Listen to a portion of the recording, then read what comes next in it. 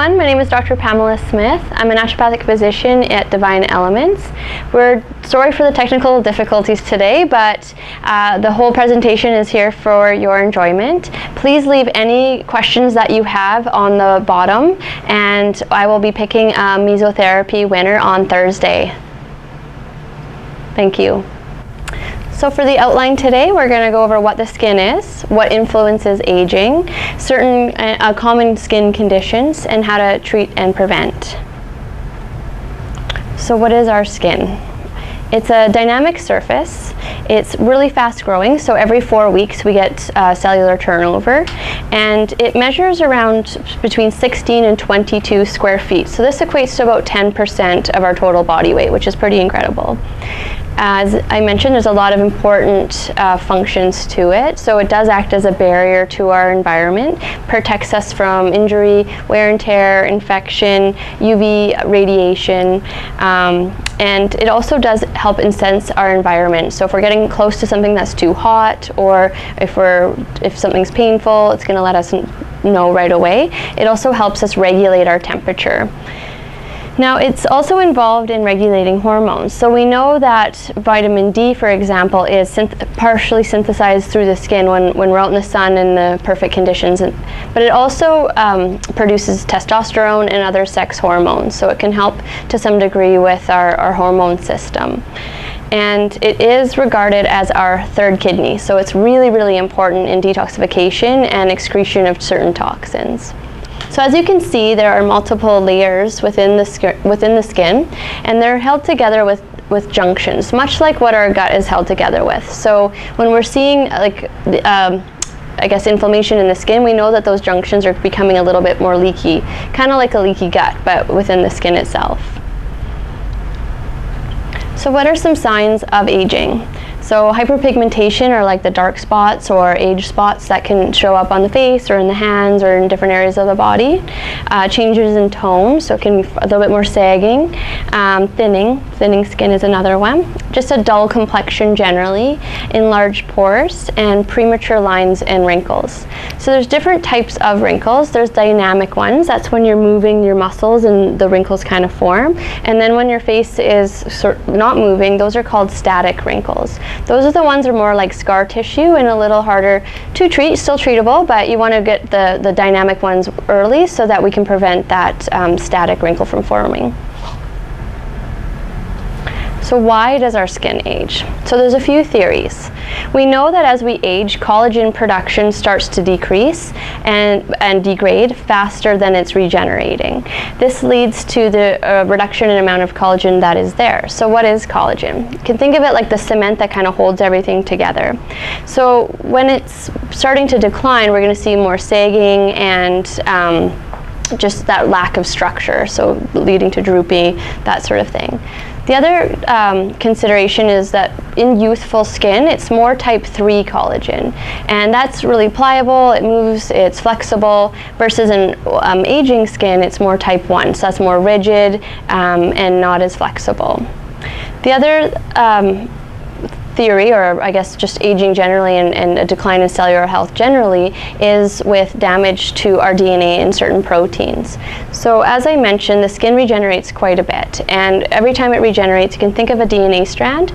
There's these little telomeres on the end of each DNA strand. You can think of it like a plastic on the end of a shoelace. Every time that DNA replicates to make a new cell, a little piece of that plastic starts to come off. If the cell doesn't stop replicating before that plastic's gone, you can think of a shoelace, it'll just unravel.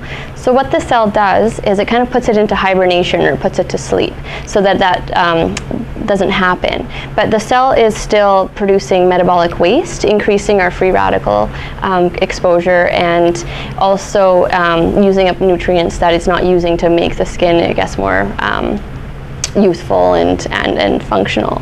So it's another reason why we want to make sure we're protecting our skin from free radical damage.